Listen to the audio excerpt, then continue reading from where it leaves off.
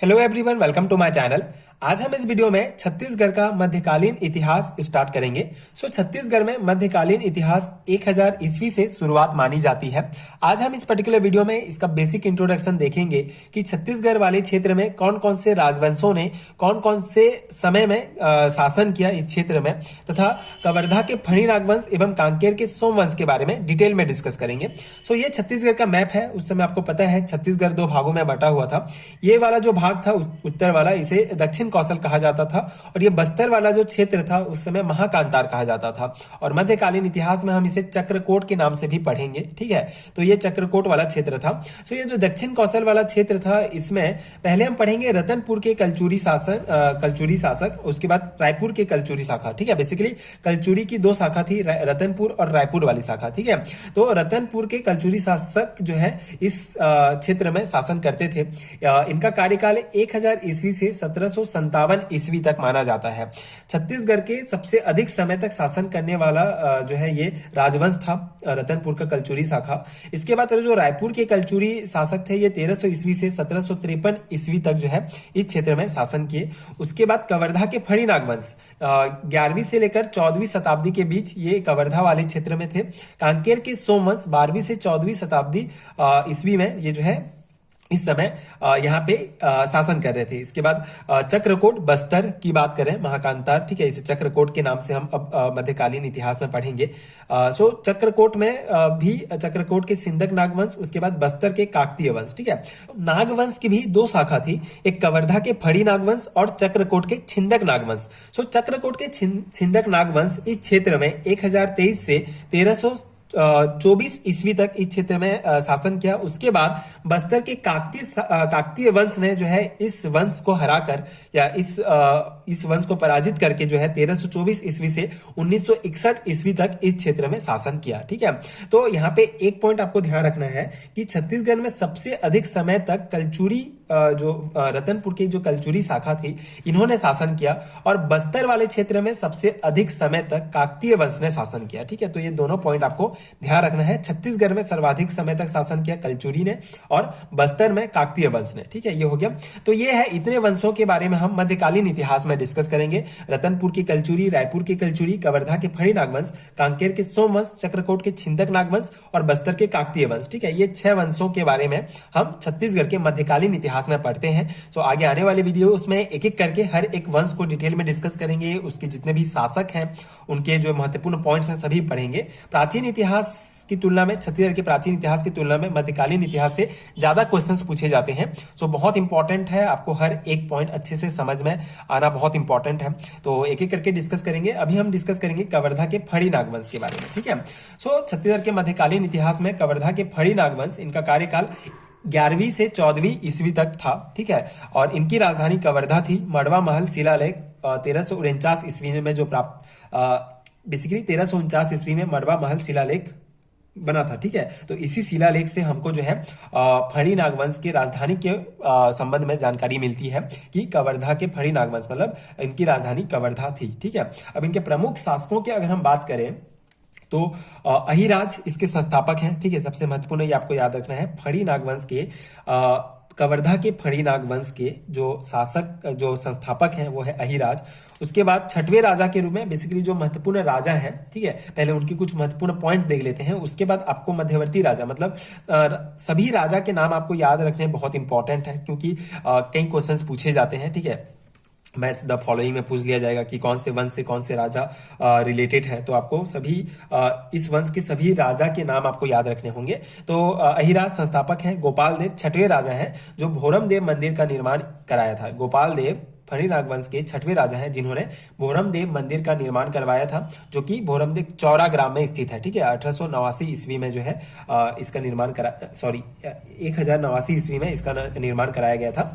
खजुराहो के मंदिर से प्रेरित चंदेल शैली, नागर शैली में निर्मित होने के कारण इसे छत्तीसगढ़ का खजुराहो कहा जाता है। ठीक है, जो छत्तीसगढ़ का खजुराहो किसे कहा जाता है? भोरम देव को। क्यों? क्योंकि खजुराहो मंदिर, ठीक है, जो मध्य प्रदेश में है, खजुराहो मंदिर मध्य प्रदेश में है, जो कि चंदन शैली या नागर शैली से बना हुआ है। तो तो इसी शैली का यूज करके या इसी से प्रेरित होकर जो है भोरम देव मंदिर बनवाया गया था, इसीलिए छत्तीसगढ़ का खजुराहो भोरम देव मंदिर को कहा जाता है। ठीक है, ये इतना पॉइंट हो गया।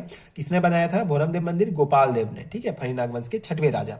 उसके बाद जाजल्य देव, ठीक है, प्रथम के काल में उनके अधीन शासन किया। ठीक है, ये कलचुरी वंश के शासक थे जाजल्य देव प्रथम, तो उनके काल के अधीन रहकर जो है गोपाल देव ने जो है शासन किया था। ठीक है, उसके बाद आते हैं लक्ष्मण देव, ठीक है, 23वें राजा, और उसके बाद रामचंद्र देव तो 24वें राजा। इन दोनों के बारे में जानकारी छपरी के प्रतिमा लेख से प्राप्त होती है। ठीक है, तो रामचंद्र देव क्या है 1349 ईस्वी में चौराग्राम में मड़वा महल, जिसे दुल्हा देव भी कहा जाता है, एवं छेरकी महल का निर्माण करवाया था। ठीक है, महत्वपूर्ण है ये। रामचंद्र देव 24वें राजा फणी नागवंश के, इन्होंने 1349 ईस्वी में चौराग्राम में मड़वा महल, ठीक है, एवं छेरकी महल का निर्माण कराया था। और ये मड़वा महल, इसी महल में उन्होंने विवाह भी किया था राजकुमारी अंबिका देवी से, जो कलचुरी की राजकुमारी थी। ठीक है, रामचंद्र देव ने विवाह किया था। ठीक है, ये इतना पॉइंट हो गया। उसके बाद मध्यवर्ती राजा डिस्कस करेंगे। ठीक है, जो अहिराज से लेकर मोनिंग देव के बीच में जो भी राजा है, ठीक है, उनका नाम आपको याद रखना बहुत इंपॉर्टेंट है। इनके बारे में कुछ महत्वपूर्ण पॉइंट नहीं है, सिर्फ आपको ये नाम याद रखना है।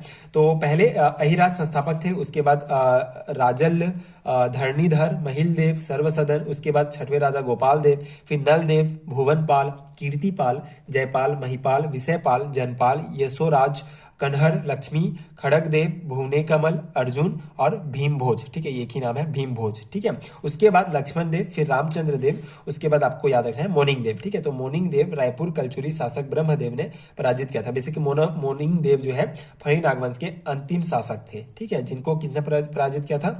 रायपुर कलचुरी शासक ब्रह्मदेव ने पराजित किया था। तो अंतिम फणी नागवंशीय शासक मोनिंग देव थे, और ये सभी मध्यवर्ती राजा हैं जो आपको नाम याद रखना है। और ये महत्वपूर्ण राजा हैं, गोपाल देव, लक्ष्मण देव और रामचंद्र। ठीक है, इस वंश से, जिससे ये पॉइंट आपको ध्यान रखना है इनसे रिलेटेड। ठीक है, तो ये है। उसके बाद ये मोनिंग देव जो है आपके इस वंश के जो है लास्ट अंतिम फणी नागवंशीय शासक हो गए।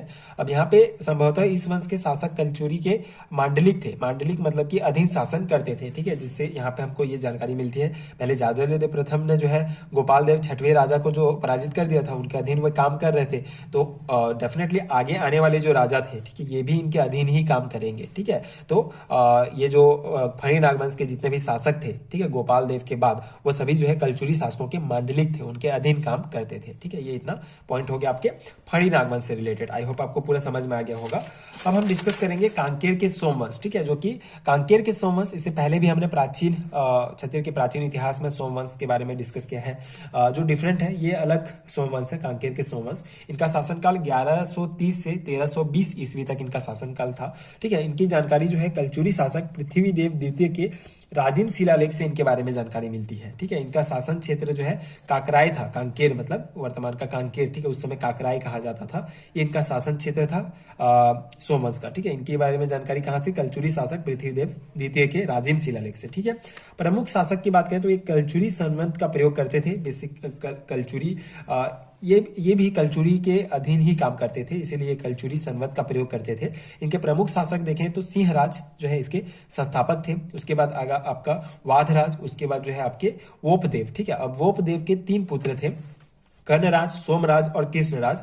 सो सिहावा अभिलेख से कर्णराज और उनके पिता वोपदेव के बारे में जानकारी मिलती है। उसके बाद तहनका पारा ताम्रपत्र, जो कि पंपराज का ताम्रपत्र है, इसके बारे में पंपराज के पिता सोमराज और सोमराज के पिता वोपदेव के बारे में जानकारी मिलती है। ठीक है, इसके बाद कृष्णराज के पुत्र जैतराज, ठीक है, तीसरे पुत्र वोपदेव के, कृष्णराज, जैतराज, सोमचंद्र, उसके बाद भानुदेव। ठीक है, तो कांकेर की शिलालेख से ये इनके बारे में जानकारी मिलती है। ठीक है, बेसिकली ये अपने पिता के नाम मतलब वोपदेव के 3 पुत्र थे, तो इन शिलालेखों से जो है ये पूरी जानकारी मिलती है। तो आपको ये बस ये एक फैमिली ट्री आपको याद रख लेना है कांकेर के सोमवंश से रिलेटेड ये। ठीक है, और ये पृथ्वीदेव द्वितीय के राजिम शिलालेख से इनके बारे में जानकारी मिलती है 1130 से 1320 ईस्वी। ठीक है, बस इतना पॉइंट ही आप याद रखेंगे। और ये कलचुरी संवत का प्रयोग करते हैं। ठीक है, महत्वपूर्ण है ये, तो इतना पॉइंट याद रखेंगे तो ये कांकेर के सोमवंश से रिलेटेड काफी है। ठीक है, तो आई होप आपको ये समझ में आ गया होगा एंड ये नोट्स आपके एग्जाम प्रिपरेशन के हेल्पफुल रहा होगा।